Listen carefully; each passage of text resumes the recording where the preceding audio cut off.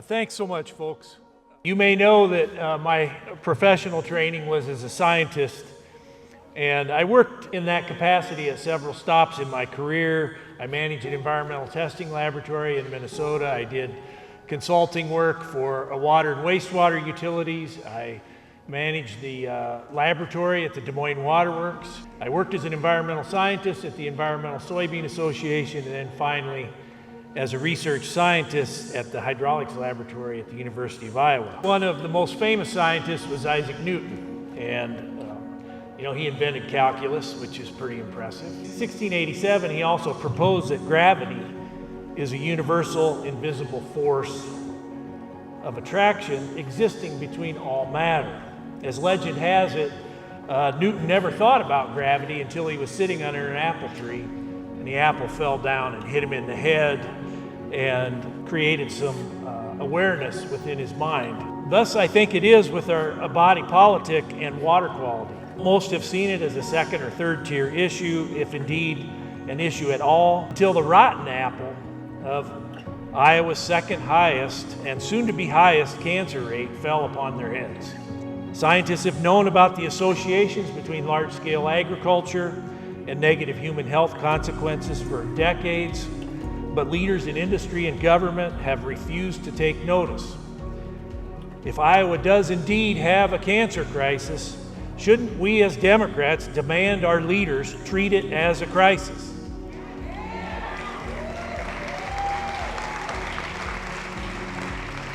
We sure as hell know Republicans won't.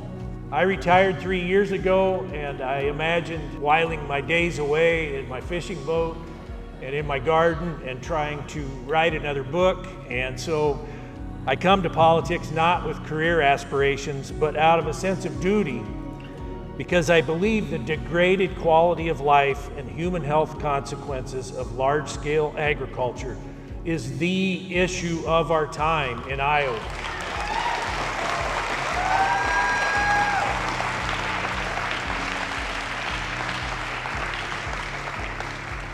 The world's largest nitrate removal facility, of which you're drinking water from today, was installed in 1992, 2 generations ago. When I worked at Des Moines Water Works, of a morning I would walk from the laboratory over to the pumping station to discuss with my boss the condition of the rivers on that day. My boss at the time was Ted Corrigan, who just retired a few months ago as general manager. When the rivers were gross and muddy and full of nitrate, as they often were, Ted would ask me, "Where's the outrage?" And I would say, "Yeah, where's the outrage?" And I usually insert a salty adjective in that sentence when I replied.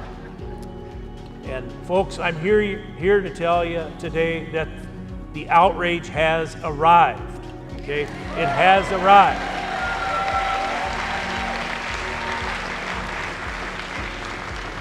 While some progress was made in the 1990s on soil erosion, thanks to a law, what a concept, right? That law being conservation compliance in the 1985 Farm Bill, water monitoring data shows us that nothing has really happened on nitrate pollution for the past 50 years, largely because we have no laws on the pollution. If I'm elected Secretary of Agriculture, I'm going to work to get those 50 years back.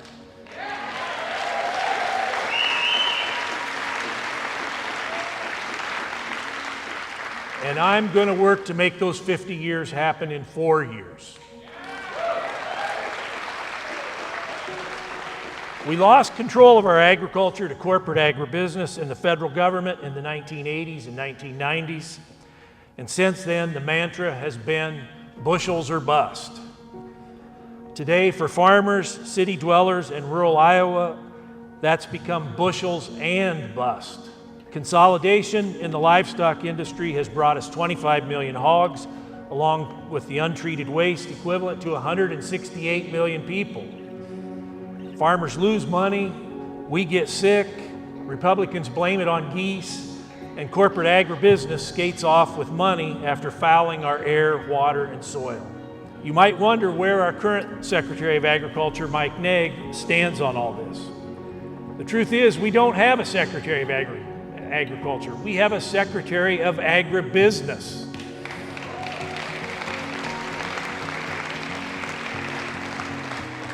Iowa needs a Secretary of Agriculture that works for beneficial outcomes for all Iowans. Trump trade policies and the Iran war hurt Iowa and Iowa farmers. DOGE eviscerates USDA, preventing it from delivering conservation and other programs. Trump cancels millions of dollars of local food programs, and NEG still has the hubris to try to run on these local food programs. Does NEG stand up to Trump and defend Iowa and its farmers? Hell no. How do we achieve better water, a more prosperous rural Iowa, and improve the quality of life for all Iowans?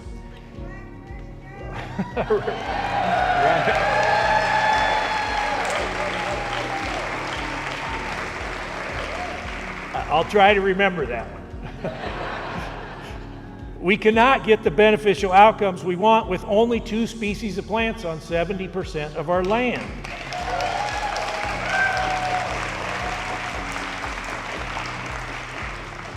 We desperately need diverse farms growing crops like oats and other small grains. For our largest restaurant, which is our public school system, we need farmers growing fruits and vegetable crops and raising livestock humanely and sustainably. We've given gas stations $70 million. The state has given gas stations $70 million to put in pumps for ethanol. But yet our legislature gives local food programs $200,000 last year. You know, how do you figure that? We need to return cattle to pasture along with a significant number of our hogs and poultry. We watch western rivers like the Colorado River dry up from irrigating alfalfa when we could grow it here unirrigated. Let's work to bring back the 800 small-scale meat processors we've lost over the last 60 years.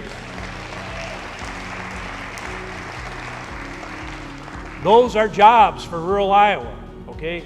Those are jobs for rural Iowa that are better and more long-lasting than data center jobs.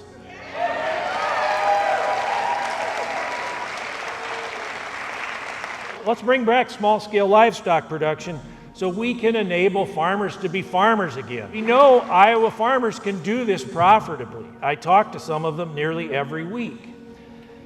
Some or many farmers will prefer to stay in the fast lane of corn, soy, CAFO, and ethanol, and that's great. But this metropolitan area of 600,000 people goes through its second straight summer of restricted water use. Having no speed limits on that fast lane is no longer a credible position.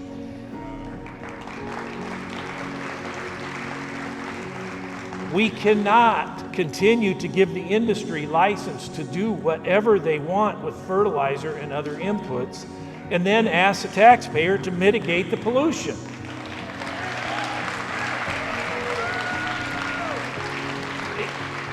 It's perverse. It's perverse that we do this. Many say that what I am proposing is going backward and that agriculture and society don't like to go backward. Now that we've hollowed out our small towns to a shell of their former selves, now that we see our young people flee to distant cities and states, now that we see our loved ones die not of old age but pollution-induced cancer, what does going forward from this look like? Because here's what I think it looks like. I think it looks like robotic tractors and AI farming 10,000-acre plots owned by billionaires and hedge funds. Is that the rural Iowa that we want? It's not the one I want, and it's not the one that people I know want. It's within our power to create the sort of change that I speak of. The solutions are not mysterious. While ongoing research and monitoring are always good and necessary, we don't need more of it to act now.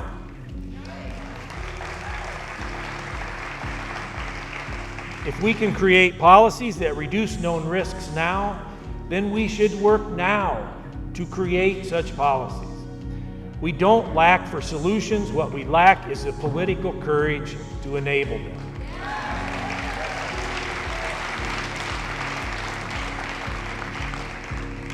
There are only 12 states that elect the Secretary of Agriculture. All 12 are presently Republicans. Come January 3rd, Iowa is going to show America something different.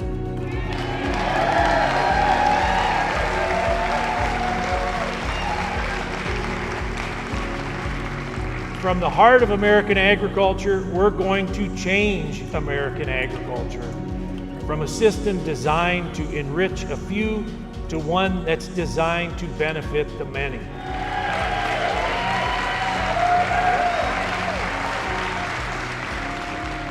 Thank you for coming today. Thanks for your generous applause.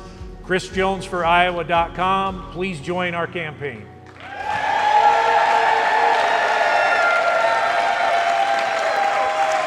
Thank you. Thanks, Lee.